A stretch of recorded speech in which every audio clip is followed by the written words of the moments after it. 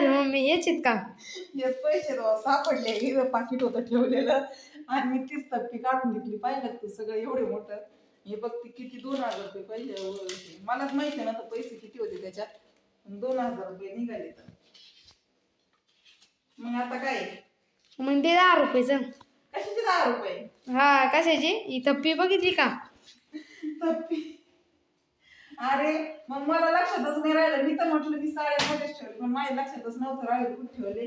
चला जाऊ दे इथं पण साड्या जवळ भरपूर असा राडा झाला होता ते पण आवडून झालं तुमच्यामुळे झालंय.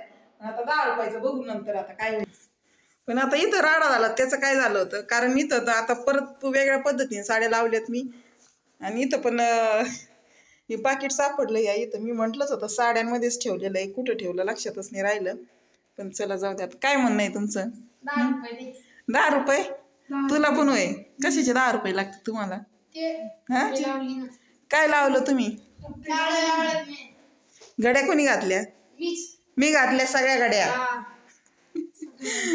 चला बघू 10,000 रुपये देऊ त्यांना उद्याच्याला. आता पण साड्या छान लावून झाल्यात परत एकदा. साडे जेवढे निघतील तेवढे द्यावं लागतील.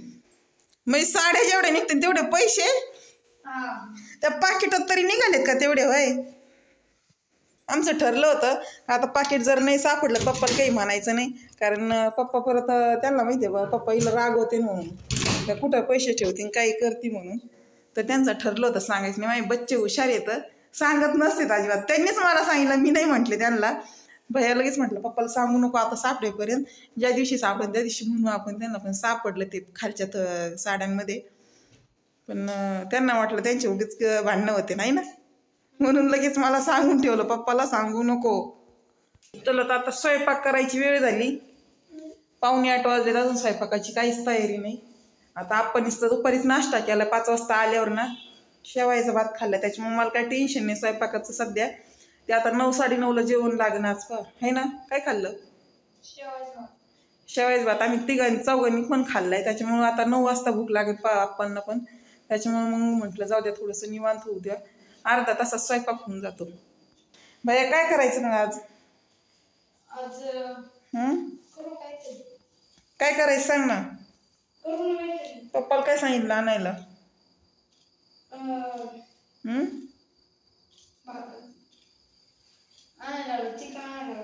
चिकन आणायचं आणि घरीच बिर्याणी करायची. आता बाहेरची नाही खायची.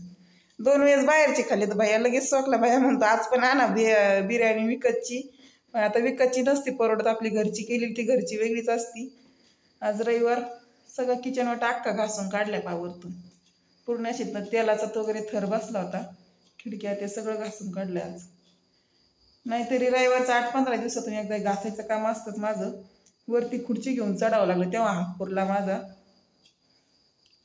छान एकदम क्लीन होऊन गेलं. पण खिडकी उघड बाया. त्या खिडकीच्या याच्यात पण भरपूर अशी जाळी झाली होती कारण स्वयंपाक करताना ना तेलाचं उठतच ते काहीतरी. एकदम क्लीन होऊन गेलं. का आता आहे ना इथून पुढं स्वयंपाक करताना खिडकी जाळी सुद्धा उघडून द्यायची मी. जाळी खराब होणार नाही. बाई 1 ग्लास पाणी देईन मला माठातून. इथे ग्लास आहे वरती माठावर. गुड बॉयवर काय ऐकतो लगेच तो. चला मी स्वयंपाकाला लागते आता. तोपर्यंत तांदूळ भिजत घालते. अर्धे कच्चे शिजवून घेते. थँक्यू. दीदीने घातलेत पैंजण. माझ्या पिल्लूच्या पायात पैंजण लई गोड दिसतंय हे ना. छान दिसतंय ना. आता तुला किती दिवसाचे घेऊन ठेवले दीदी. तू जर घालीतच नाही तर काय करायचं. छान दिसते तर घालायचे. रबर पण घेतलंय का नवीन काढलंय का कपाटातून ते पाठीमागचं. छान केस वाढलेत आता. का कापायची? कापले का? कोणी कापले? काकीकडे गेली ती कापायला. आणि मी काय म्हणत होते नव्हते तुला कापायचे म्हणून. माझ्याकडे थांबली नाही कापायला. काकीकडे गेली तिच्या कापायला. चला तर छान मग स्वयंपाक करून घेऊ आता. तू मदत करशील ना मला आज? पूजा काकीकडून है ना. बर चला बाय. मग स्वयंपाकाला लागते आता. बाय भैया.